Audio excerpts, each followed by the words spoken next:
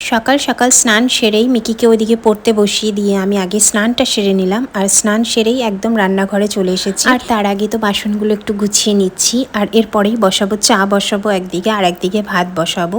আর তবে সকালবেলা তোমাদের দাদাভাইকে একবার চা করে দেওয়া হয়ে গেছে। আর ওদিকে মিকিকে একটু ব্রেকফাস্ট মানে ওর দুধ আর কর্নফ্লেক্সটা বানিয়ে দিয়েছিলাম। আর বাকি সমস্ত কাজই এখনও পড়ে আছে, তো তাই জন্য আগে স্নানটা সেরে নিলাম।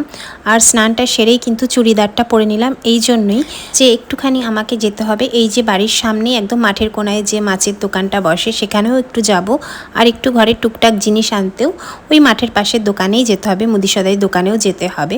তো সেই জন্যই একদম চুড়িদারটা পরে নিয়েছি স্নান সেরেই, যে আবার নাইটি পরবো আবার চুড়িদার পরবো, ওই জন্য একেবারেই চুড়িদারটা পরে রান্নাঘরে চলে এসেছি। আর দেখো ওইদিকে আগে ভাতটা বসিয়ে দিলাম, আর এদিকে আজকে একটু পাউরুটি মানে বাটার দিয়ে একটু টোস্ট করে নিচ্ছি। আর তারপরে চা করব, তোমাদের দাদাভাইকেও দেবো এই ব্রেড টোস্ট আর চা, আর আমিও এক পিস ব্রেড টোস্ট আর একটু চা খেয়ে তারপরেই যাব মাছটা আনতে। যদিও বা কিন্তু 9:30 10টা প্রায় বাজতেই যাচ্ছে, ওনার কাছে আবার মাছটা কিন্তু খুব তাড়াতাড়ি শেষ হয়ে যায়। তো যেহেতু আমাদের এখানে সেরকম তো অনেক দোকান বসে না, তো ওই জন্য দাদা বসেন এই মাঠের কোনাতেই, তো ওনার কাছে কিন্তু আর যখন মিকি স্কুলটা খোলা থাকে তখন মিকিকে স্কুলে ছেড়ে দিয়ে আসার সময় অনেক সময় নিয়ে নিই মাছটা। এখন তো আর স্কুলে যাচ্ছে না, ওই জন্য আমি কিন্তু তাড়াহুড়োই করছি, কেন মাছ আবার থাকবে কিনা সেটাই হচ্ছে। আর এদিকে দেখো পিয়ান এসেছে খেলতে, মিকি একটু পড়ে উঠলো, তারপরে এই দুজনে এখন খেলা করবে। হ্যাঁ, তোমাদের দাদাভাই কিন্তু ঘরেই আছে, কিন্তু তবুও আমাকে এখন এই যে দোকান বাজার মানে বাজার বলতে এই যে টুকটাক বাজার আনবো আর হচ্ছে গিয়ে মাছ এটা আনতে যাচ্ছি। তো তোমাদের দাদাভাই কিন্তু ঘরেই আছে, তবুও কিন্তু আমাকে যেতে হচ্ছে। আর আমি কিন্তু এরকম সব সময় যাই, এটা আজকে নতুন বলে না, প্রথম থেকেই যখন ও পারে ও এনে দেয়, যখন ওর কাজ থাকে তখন কিন্তু আমি মিকিকে আনতেও স্কুলে এরকম অনেক সময় হয় যে তোমাদের দাদাভাই বসে ল্যাপটপে কাজ করে, আমি গিয়ে নিয়ে চলে আসি।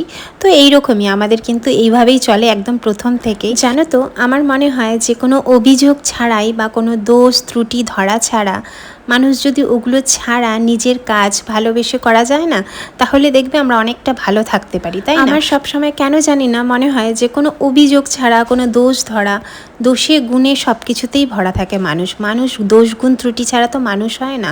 তো ওগুলো ধরেই বা কী হবে, আর অভিযোগ এই যে তুমি কেন যেতে পারলে না, তুমি কেন আনতে পারলে না, এগুলো না আমি প্রথম থেকে কোনো দিনও আমরা দুজনে একে অপরের কোনো দিনই করিনি। যখন তোমাদের দাদাভাই আনতে পারে এনে দেয়, যখন ওর সময় থাকে, আমি শুধু ভাবি ও যখন রাত জেগে সারা রাত নাইট ডিউটি করে এসেও যখন সকালে কাজকর্ম করে, তখন তো ও কখনো আমাকে অভিযোগ করে না যে আমি কেন যাব।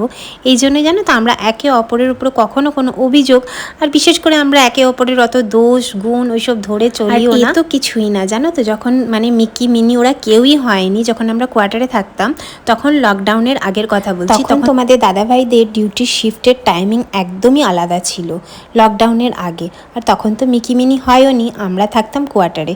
জানো তো এমনও হতো আমি ভোরবেলা দিক করে উঠে সামনের দোকান থেকে সমস্ত বাজার সবজি এনে রান্না করে তারপরে ক্লাসে যেতাম, আমার ক্লাসে। তবুও কখনো কিন্তু আমার মনে আসতো না যে ও কেন করে দেবে না বা ও কেন করে দিচ্ছে না বাজার, নিজেই বাজার টাজার করে এনে রান্নাবান্না করে ক্লাসে যেতাম, এসে আবার বিকেলে খাওয়া দাওয়া করতাম।